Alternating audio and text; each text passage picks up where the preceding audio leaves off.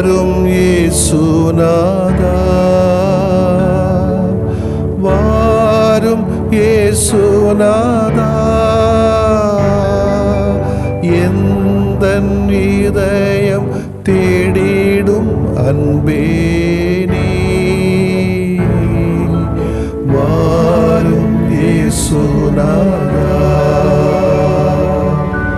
வாரும் இறைவனே,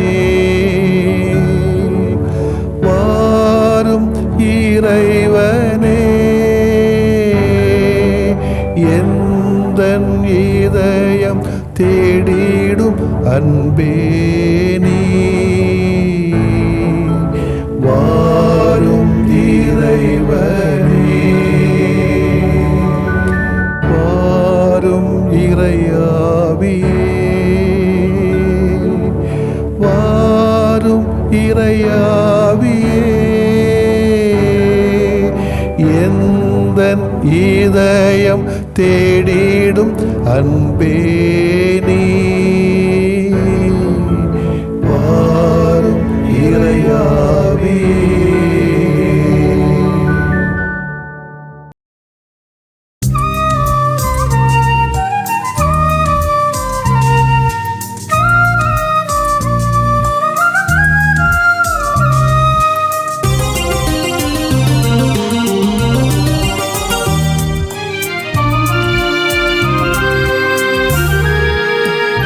கண்கள் பார்க்கின்றன, செவிகள் கேட்கின்றன, என் இதயம் கனிகின்றதே.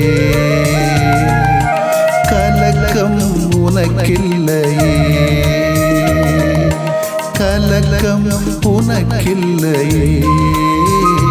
கண்கள் பார்க்கின்றன, செவிகள் கேட்கின்றன, என் இதயம் கனிகின்றதே. கலக்கம் உனக்கில்லையே, கலக்கம் உனக்கில்லையே.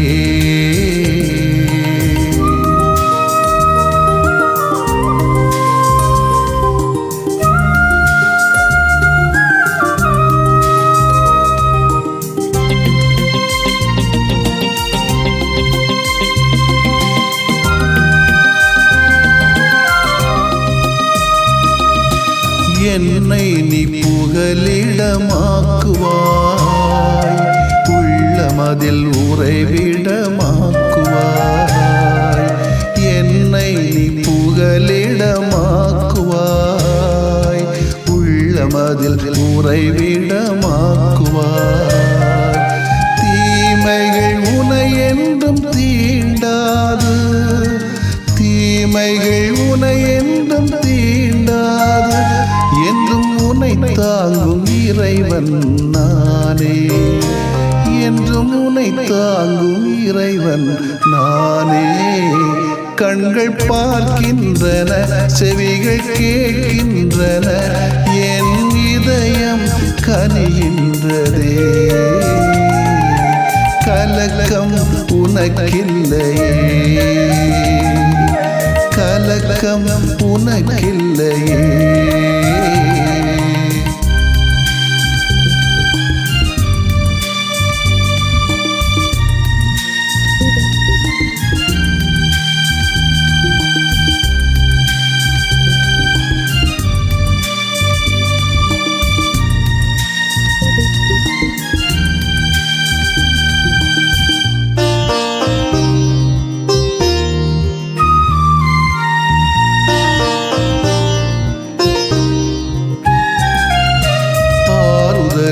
அரணாக கொள்வாய், அமைதியின் நிழலில் தங்குவாய்.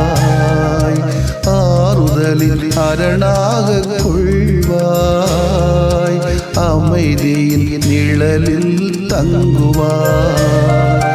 தொற்று நோய்கள் உன்னை தொடரா, தொற்று நோய்கள் உன்னை தொடரா. உன்னை நிதம் தேற்றும் கடவுள் நானே, உன்னை நிதம் தேற்றும் கடவுள் நானே. கண்கள் பார்க்கின்றன, செவிகள் கேட்கின்றன, என் இதயம் கனிகின்றதே. கலக்கம் உனக்கில்லையே, கலக்கம் உனக்கில்லையே.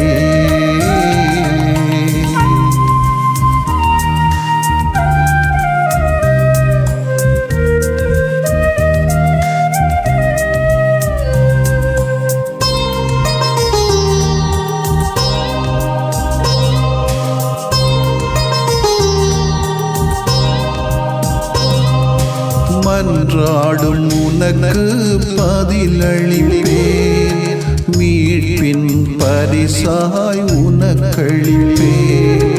மன்றாடும் உனக்கு பதிலளிப்பேன், மீட்பின் பரிசாய் உனக்களிப்பேன். இரவின் தீயில்கள் தாக்காது, இரவின் தீயில்கள் தாக்காது, முழு நல வாழ்வின் தெய்வம் நானே, முழு நல வாழ்வின் தெய்வம் நானே.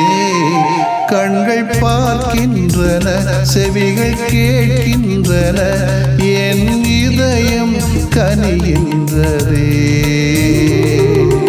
கலக்கம் உனக்கில்லையே, கலக்கம் உனக்கில்லையே. கண்கள் பார்க்கின்றன, செவிகள் கேட்கின்றன, என் இதயம் கனிகின்றதே. கலக்கம் உனக்கில்லையே, கலக்கம் உனக்கில்லையே, கலக்கம் உனக்கில்லையே.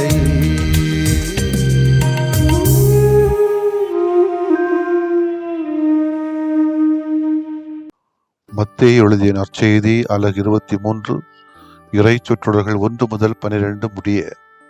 அக்காலத்தில் இயேசு மக்கள் கூட்டத்தையும் தம் சீடரையும் பார்த்து கூறியது, மறைநூல் அறிஞரும் பரிசேயரும் மோசேயின் அதிகாரத்தை கொண்டிருக்கின்றனர்.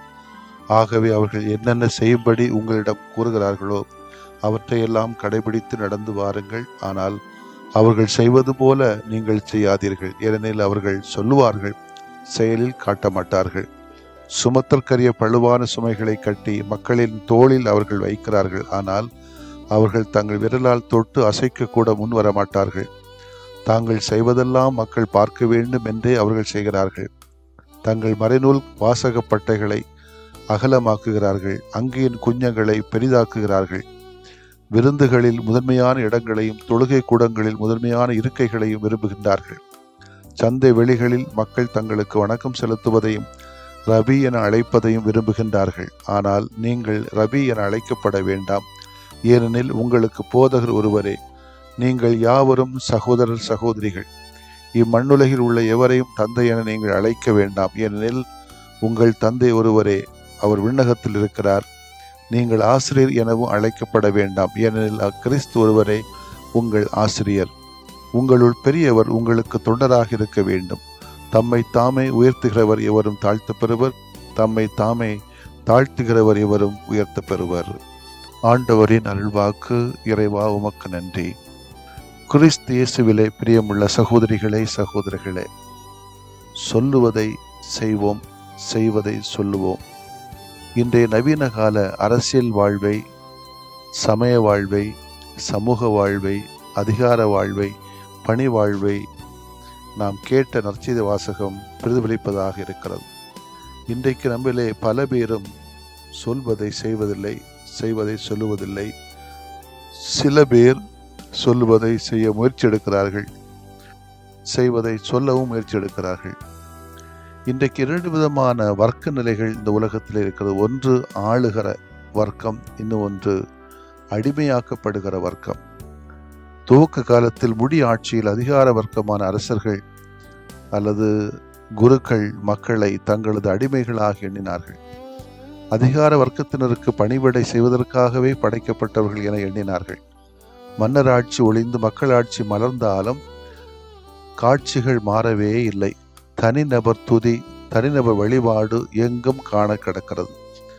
அரசியல், திரைப்படங்கள், விளையாட்டு, சமூகம், சமயம் என்று எங்கு பார்த்தாலும் தனிநபர் புகழ்ச்சி, தனிநபர் துதி, வழிபாடு இந்த சமூகத்தை, சமயத்தை ஆக்கிரமித்துக் கொண்டிருக்கிறது. நல்லவர்கள், பொது நலனுக்காக உழைக்கின்றவர்களுக்கு மதிப்பில்லை. அரசியல் அனைவராலும் அங்கீகரிக்கப்பட்ட வியாபாரமாக மாறிவிட்டது. மக்களும் அதற்கு ஏற்ப வாழ பழகிவிட்டார்கள். கோடிகளை வாரி இறைத்து கோடி லட்சங்களை அள்ளக்கூடிய அள்ள குறையாத அட்சய பாத்திரமாய் அரசியல் வியாபாரமாகிவிட்டது. ஏன் அரசியலை மட்டும் சொல்லுகிறோம், சமயம் கூட, திருச்சபையிலும் கூட ஒரு பங்கு பேரவை உறுப்பினர் தகுதி பெறுவதற்காக லட்சங்களை அள்ளி வீசுகிற பங்குகளை நான் பார்த்திருக்கிறேன். அசிங்கமாக இருக்கிறது. மக்களை அடக்கி ஆள வேண்டும் என்று நினைக்கிறார்கள். அதற்கு ஏற்ப தங்களது அதிகாரத்தை மக்கள் மீது திணிக்கிறார்கள். அதற்கு அவர்களின் கையில் இருக்கிற பத்திரிகைகள், தொலைக்காட்சி போன்றவை ஊதுகுழாய் செயல்பட்டு கொண்டிருக்கிறது. தியாக உள்ளத்தோடு நாட்டிற்காக உழைத்த தூய்மையான தலைவர்களின் இருக்கையை இன்றைய தலைவர்கள் அசிங்கப்படுத்திக் கொண்டிருக்கிறார்கள். இப்படிப்பட்ட சூழலிலே நாமாவது அடுத்தவர்களை அதிகாரம் செய்ய நினைக்காமல் மற்றவர்களுக்கு பணிந்து நடக்க நாம் அழைக்கப்படுகிறோம். பொறுப்பு, பணி என்பது நாம் அனுபவிப்பதற்கு அல்ல, அது மற்றவர்களுக்கு நன்மை செய்வதற்கு மட்டுமே பயன்படுவது. இந்த சமுதாயத்தையும் சமூகத்தையும் மக்களின் வாழ்க்கை தரத்தை உயர்த்துவதற்கு பயன்படுத்துவது. அப்படிப்பட்ட நல்ல குணங்களை நமது வாழ்விலே நாம் வெளிப்படுத்த முயல வேண்டும். சமயம் அல்லது மதம் என்பது கடவுளுடான உறவு மட்டுமல்ல, மனிதர்களுடனான உறவும் கூட. கடவுள் 10 கட்டளைகளை மோசே வழியாக இஸ்ரேல் மக்களுக்கு கொடுத்தார். அதனுடைய அடிப்படையே கடவுளுக்கு மனிதர்களுக்கு உண்மையான மதிப்பை கொடுக்கக்கூடிய செயல்பாடுதான். ஆனால் சமயம் என்ற பெயரிலே பரிசேயர்களும் சதுசேயர்களும் செய்த அக்கிரமங்களை, அநியாயங்களை, அட்டூழியங்களை, அடாவடித்தனங்களை இயேசு கடுமையாகவே சாடுகிறார். சமயம் என்பது பள்ளத்திலே வீழ்ந்து கிடக்கிற மக்களை தூக்கி விடுவதாக இருக்க வேண்டும். மேலும் மேலும் அவர்களை மண்ணோடு மண்ணாக புதைக்கப்பட காரணமாக இருக்கக்கூடாது. இன்னைக்கு அதுதான் நடக்குது. சமயம் என்பது சோர்வுத்த மக்களை தேற்றுவதாக இருக்க வேண்டும். அவர்களை மேலும் தடுமாறுவதற்கு காரணமாக இருந்துவிடக்கூடாது. சமயம் என்பது, மதம் என்பது அயலாரை அன்பு செய்வதற்கு தடையாக இருந்துவிடக்கூடாது. சமயம் என்பது அடிமை தடையை உடைத்தெறிந்து விடுதலை தருவதாக அமைய வேண்டும். அவர்களை அடிமை சிறைக்குள்ளாக்க வைப்பதாக இருக்கக்கூடாது. எப்படியெல்லாம் சமயம் இருக்கக்கூடாதோ அப்படியெல்லாம் அதிகார வர்க்கத்தினர் சமயத்தை தங்களது கைப்பாவையாக்கி மாற்றி இருக்கிறார்கள். இந்த தவறான கண்ணோட்டத்தை இயேசு உடைக்கிறார். நாமும் கூட சமயம் என்பதன் பொருளை அறிந்து கொள்ளாதவர்களாகத்தான் இருக்கிறோம். அதனால்தான் சமயத்தின் பெயரால் நாம் பார்க்கிறோம் திருச்சபையிலே அநீதிகளையும், சாதி சண்டைகளையும், அரசியல் குள்ளநரித்தனங்களையும், வெளிப்பட இல்லாத தன்மைகளையும், பொய்களையும், நேர்மையற்ற நிறைகளையும் ஐயோயோ சொல்லில் அடங்காது இங்கே கண்டு கொண்டிருக்கிறோம். இவை அனைத்துமே பரிசேயத்தனம், இயேசுவால் வெறுக்கப்படக்கூடிய செயல்பாடு. இந்த அடிமைத்தனத்திலிருந்து வெளியே வர வேண்டும். நம் காலத்திய ஆன்மீக தலைவர்களை பற்றியும் இயேசுவின் பார்வை மிக தெளிவானதாக இருக்கிறது. அவர்களின் முரண்பாடான வாழ்வை இயேசு கண்டித்தார். ஆனால் அதே வேளையில் அவர்களின் தலைமை அவர் மறக்கவில்லை. எனவேதான் இயேசு கூறுகிறார், அவர்கள் என்னென்ன செய்யும்படி உங்களிடம் கூறுகிறார்களோ அவற்றையெல்லாம் கடைபிடித்து நடந்து வாருங்கள், ஆனால் அவர்கள் செய்வது போல நீங்கள் செய்யாதீர்கள். ஒரே நேரத்தில் இயேசுவின் தீர்ப்பும் பரிந்துரையும் இதில் அடங்கியுள்ளன. பரிசேயர்களும் மக்கள் தலைவர்களும் முரண்பாடான வாழ்க்கை வாழ்ந்தார்கள். அதை இயேசு கண்டிக்கிறார், புறக்கணிக்கிறார். அதே வேளையில் தம்முடைய சீடர்கள் மக்களுக்கு எடுத்துக்காட்டாக, மாதிரியாக, முரண்பாடற்றவர்களாக விளங்க வேண்டும் என்றும் மறைமுகமாக அறிவுறுத்துகிறார். நல்ல தலைவர்கள் சொன்னதை செய்கிறார்கள், செய்வதை பிறருக்கு அறிவிக்கிறார்கள். நாம் எப்படி? ஆமேன். மன்றாடுவோமாக. நல்ல தலைவரான ஆண்டவரை உம்மை போற்றுகிறோம். உமது சொல்லும் செயலும் ஒன்றாகையால் நாங்கள் உம்மை வாழ்த்துகிறோம், போற்றுகிறோம். உமது அருள்வாக்கு ஏற்று நாங்களும் எங்களது அதிகாரத்தை, பணிவாழ்வை உமக்கென, மக்களுக்கென செலவிட எங்களுக்கு துணிச்சலை தாரும். எந்தவித சுயநலங்கள் இல்லாமல் எங்களது சொல்லுக்கும் வாழ்வுக்கும் இடையே இடைவெளி இல்லாதபடி வாழ்கிற அருளை எங்கள் யாவருக்கும் தாரும் ஆண்டவரே. ஆமேன்.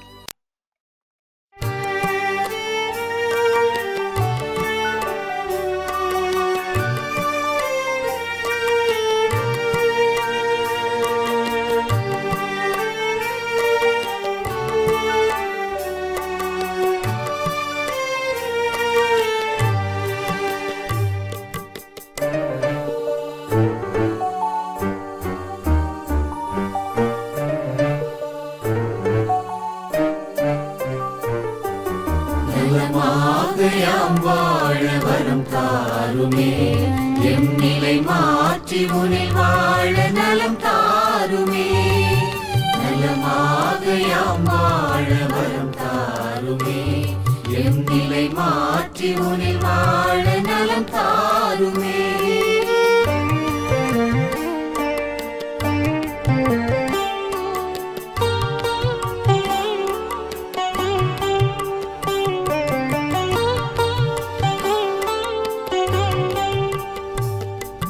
மகிழ்வில்லா மனமென்றால் மனநோயா அதில் மகிழ்வாக நீ வந்து நலம் தாருமே நலமாகையாம் வாழ வரம் தாருமே பொய் கூறும் நாவென்றால் பேய் நோயா அதில் மெய்யாக நீ வந்து நலம் தாருமே நலமாகையாம் வாழ வரம் தாருமே எம் நிலை மாற்றி உனில் வாழ நலம் தாருமே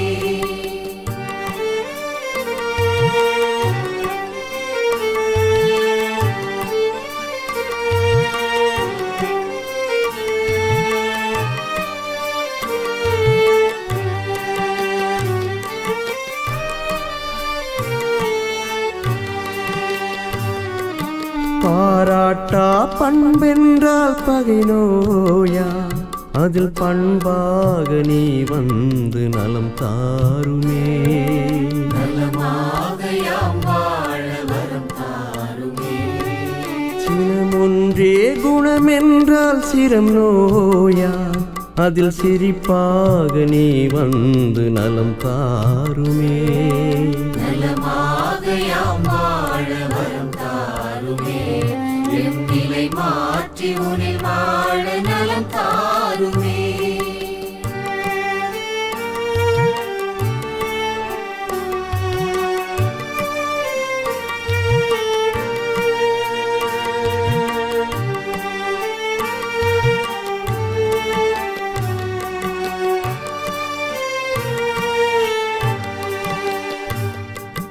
உழைக்காத உடல் என்றால் உயிர் நோயா அதில் உழைப்பாக நீ வந்து நலம் தாருமே நலமாகையாம் வாழ வரம் தாருமே கனியாத உளமென்றால் கடும் நோயா அதில் கனிவாக நீ வந்து நலம் தாருமே நலமாகையாம் வாழ வரம் தாருமே எம் நிலை மாற்றி உனில் வாழ நலம் தாருமே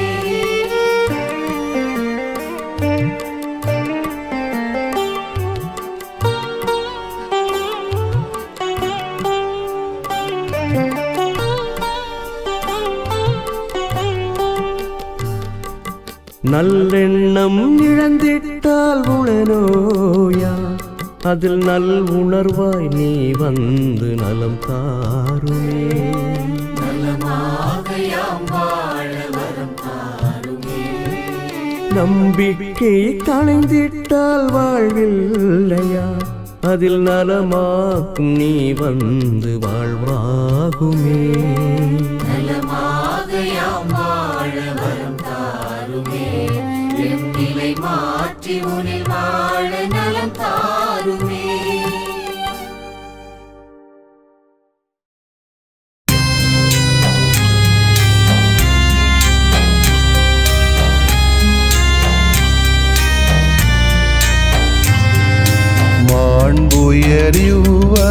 மாண்புயரிவருள்ளடையாளத்தை தாழ்ந்து பணிந்து ஆராதிப்போம். பழைய நியம முறைகள் அனைத்தும் இனி மறைந்து முடிவு பெறுக. புதிய நியம முறைகள் வருக. புலன்களாலே மனிதன் இதனை அறிய இயலா. குறைகள் நீக்க நம்பிக்கையின் உதவி பெறுக.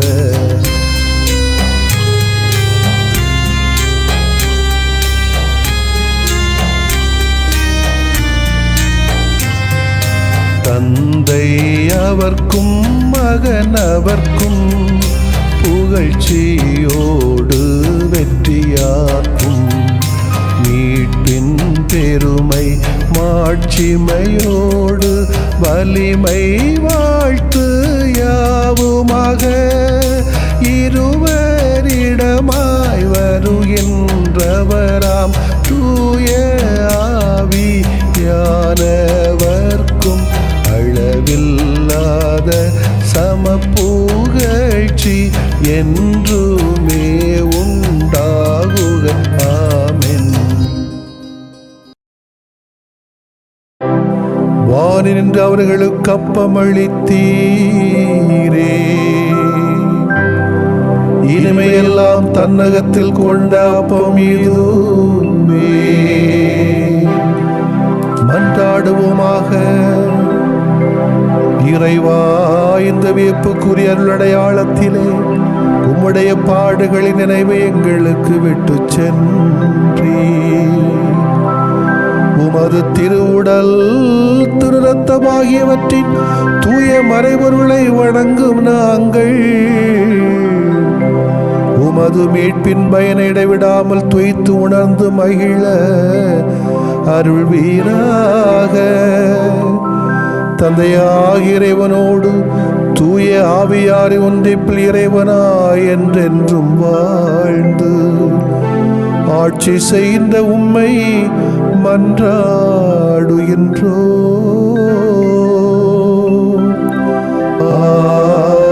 ஆமென்.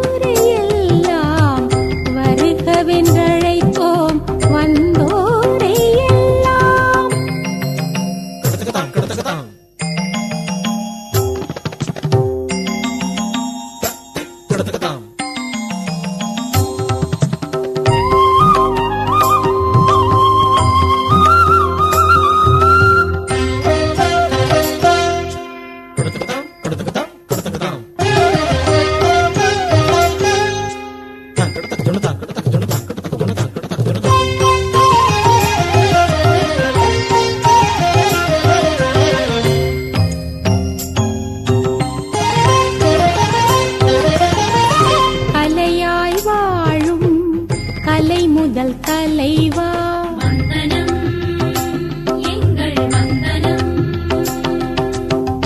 கலை எழில் கூட்டும் அருள்மிகு அவையோரே வந்தனம் எங்கள் வந்தனம் கலைதனில் திளைக்கும் தனிப்பெரும் பெரியோரே கலைகளில் களிக்கும் இனிய நல் சபையோரே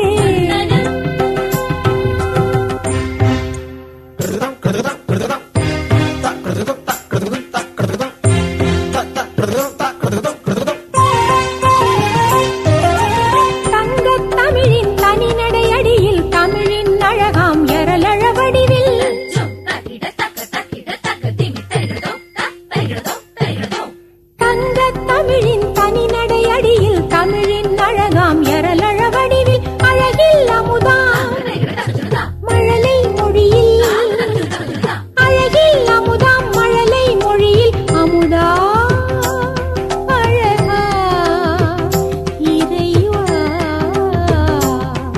வாழியவே